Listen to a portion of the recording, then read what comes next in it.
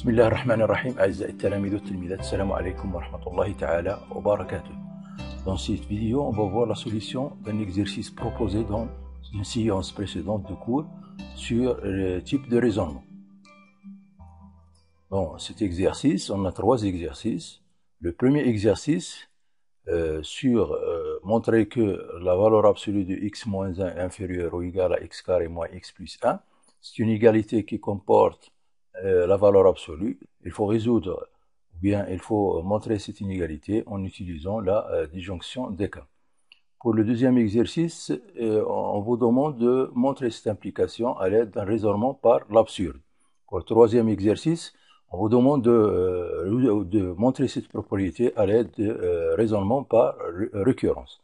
Donc faites pause à la vidéo, essayez de faire cet exercice. Passons à la solution. Pour l'exercice 1, on va montrer cette inégalité qui comporte la valeur absolue. Donc, inégalité qui comporte la valeur absolue, on a premièrement pour montrer cette inégalité, on va utiliser la propriété A inférieur ou égal à B en étudiant le signe, c'est-à-dire équivalent à que B moins A soit positif. Donc, souvent, si on veut montrer une inégalité, on peut utiliser cette équivalence. A inférieur ou égal à B est équivalent à B moins A est positif. A, B peut représenter des expressions ou bien des nombres. Donc, pour montrer cette inégalité, il faut montrer que x carré moins x plus 1, il faut étudier le signe de cette différence. Donc, on ne peut pas avancer dans les calculs puisqu'on a une valeur absolue de x moins 1. Donc, il faut se débarrasser des symboles de valeur absolue. Pour cela, il faut savoir le signe de ce qui est dedans, c'est-à-dire entre les symboles de valeur absolue, il faut savoir le signe de x moins 1. Donc, on sait que x moins 1, il s'annule. Donc, pour x moins 1, donc il s'annule en 1. Il est positif si x supérieur à 1, il est négatif si x inférieur à 1. Donc, la valeur absolue de x moins 1, si on veut écrire x moins 1 sans symbole de la valeur absolue, donc sur l'intervalle moins l'infini 1, c'est l'opposé, donc c'est moins entre parenthèses x moins 1. Sur l'intervalle 1 plus l'infini, x moins 1 est positif, donc la valeur absolue de x moins 1, c'est x moins 1. Donc, on est ramené à étudier deux cas pour éliminer le symbole de la valeur absolue. Donc, le premier cas et le deuxième cas sur les intervalles moins l'infini 1 et 1 plus l'infini. Donc, il suffit de remplacer la valeur absolue de x moins 1 par cette expression dans chaque intervalle. Donc, passons à la rédaction. Donc, on distingue deux cas. Donc, le premier cas, x supérieur ou égal à 1, c'est-à-dire sur l'intervalle 1 plus l'infini. Donc, dans ce cas, on a dit que la valeur absolue de x moins 1, c'est x moins 1. Donc, la différence de x carré moins x plus 1 moins la valeur absolue de x moins 1. On va remplacer la valeur absolue de x moins 1 par x moins 1. Donc, c'est x carré moins x plus 1 moins, entre parenthèses, le x moins 1. Donc, les calculs nous donnent x carré moins x plus 1 moins x plus 1 moins, c'est x carré moins 2x plus 1. Donc, on a trouvé ici un trinôme, x carré moins 2x plus 2. Donc, pour étudier le signe d'un trinôme, il suffit de calculer delta. Donc, delta, c'est moins 2 au carré, moins 4 fois 1 fois 2, c'est-à-dire 4 moins 8, c'est moins 4 qui est négatif. Donc, le signe de ce trinôme, c'est le signe de A, c'est-à-dire il est toujours strictement positif, quel que soit x appartenant à R. Ou bien, on remarque ici qu'on a x carré moins 2x plus, donc c'est une identité remarquable, plus 1. Donc, x carré moins 2x plus 1, c'est une identité remarquable si x moins 1 le tout au carré, plus 1, elle est strictement positif ou bien supérieur ou égal à 0. Donc, cette différence, elle est supérieure ou égale à 0. Donc, x carré moins x plus 1 est supérieur ou égal à la valeur absolue de x moins 1 dans ce cas. Donc, si x supérieur ou égal à 1, alors la valeur absolue de x moins 1 est inférieure ou égale à x carré moins x plus 1. Deuxième cas. Le deuxième cas, x inférieur strictement à 1, puisqu'on a 1, elle est dans le premier cas, voilà, supérieur ou égal. Ici, x inférieur strictement à 1. Donc ici, on peut prendre le premier cas, par exemple, supérieur strictement. ici, on peut prendre x inférieur ou égal à 1. Ça ne change rien dans le raisonnement qu'on a fait. Donc, le deuxième cas, si x est inférieur à 1, alors la valeur absolue de x moins 1, c'est l'opposé de x moins 1, c'est moins, entre parenthèses, de x moins 1.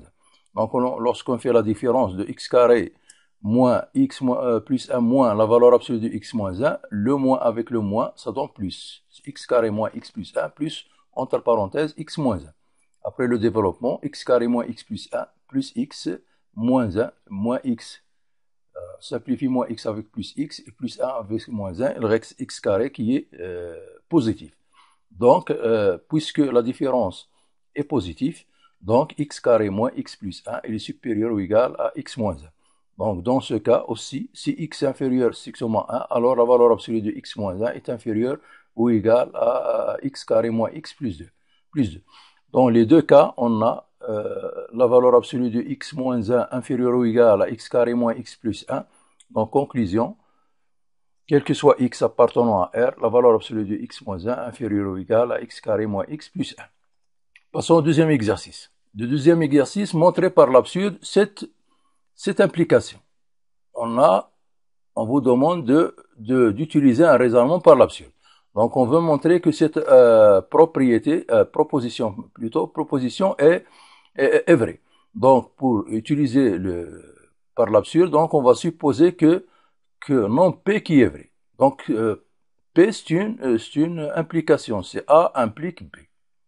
Donc, premièrement, c'est quoi non P? Donc, on sait que A implique B. C'est quoi? C'est non A ou B. Pour déterminer la négation de P, il faut écrire l'implication sous forme de la négation et de la disjonction.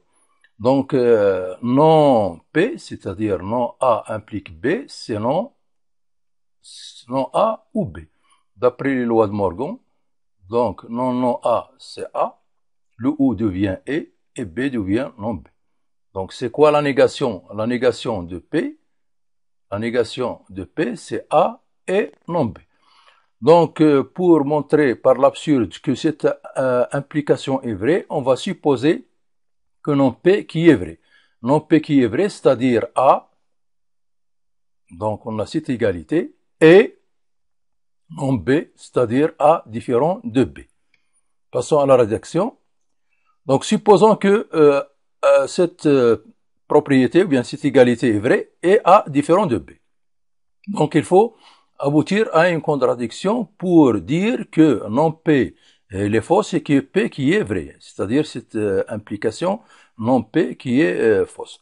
Donc, on va calculer A sur 1 plus B est égal à B sur 1 plus C. Si le produit des moyens est égal au produit des extrêmes, ça veut dire que A facteur de 1 plus A est égal à B facteur de 1 plus B. Donc, après les calculs, A plus A carré est égal à B plus B carré. Donc, la différence est égale à 0, c'est-à-dire A plus A carré moins B carré est égal à 0. On a ici A carré moins B carré qui est une identité remarquable avec A moins B. Donc, on va essayer d'écrire sous forme d'un produit. Donc, c'est A moins B facteur de A plus B, c'est A carré moins B carré, puis plus A moins B. Donc, A moins B, c'est un facteur commun. A moins B facteur de A plus B plus 1. Donc, qu'est-ce que ça veut dire? Ça veut dire soit A moins B est égal à 0 ou bien A plus B plus 1 est égal à 0. Or, on a par hypothèse, on a A différent de B. Qu'est-ce que ça veut dire? Ça veut dire que A moins B ne peut pas être égal à 0. Donc, c'est A plus B plus 1 qui est égal à 0. Donc, comme A est différent de B, alors A moins B est différent de 0. Donc A plus B plus 1 est égal à 0. C'est-à-dire quoi? C'est-à-dire A plus B est égal à moins 1. Donc, c'est une contradiction. Contradiction avec les données qui sont A et B sont positives. Donc, si A et B sont positifs, leur somme ne peut pas être égale à moins 1. Donc, cette contradiction nous ramène à dire que notre supposition est fausse et que P, la proposition P est vraie, c'est-à-dire cette implication qui est vraie.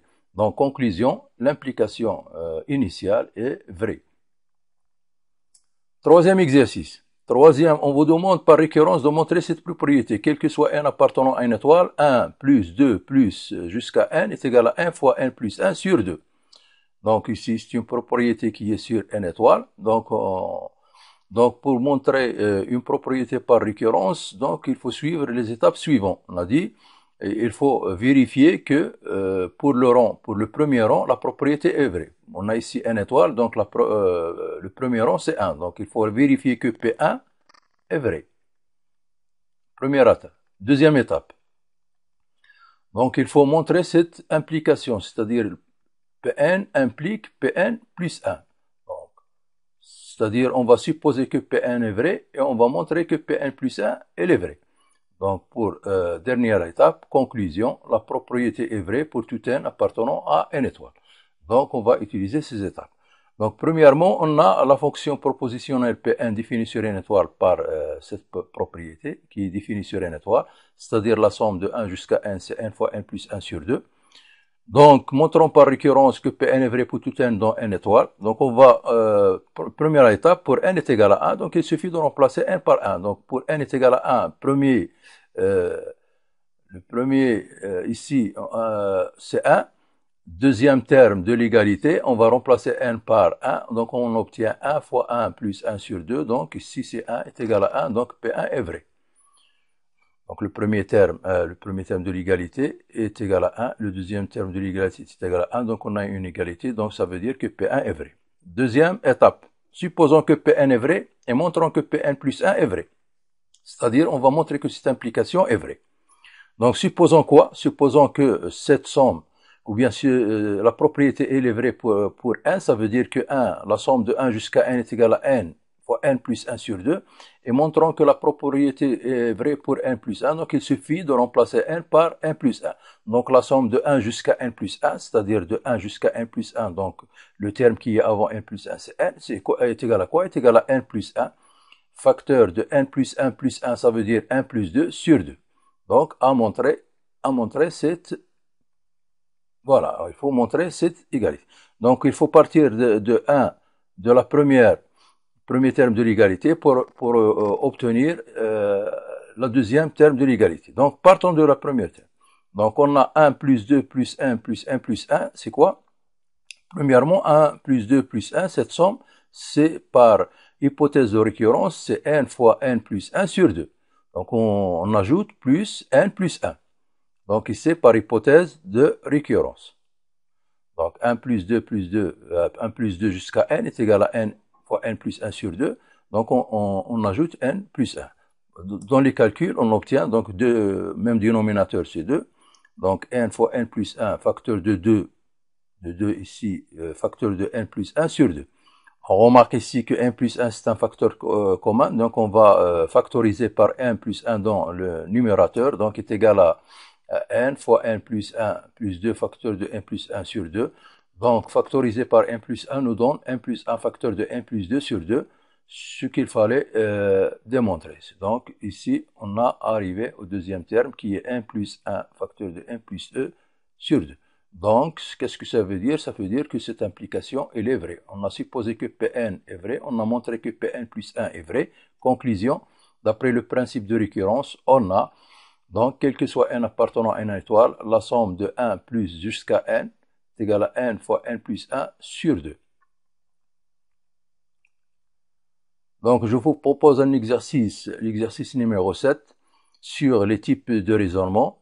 Essayez de faire cet exercice et on se verra à la vidéo prochaine pour la solution de cet exercice. Et merci.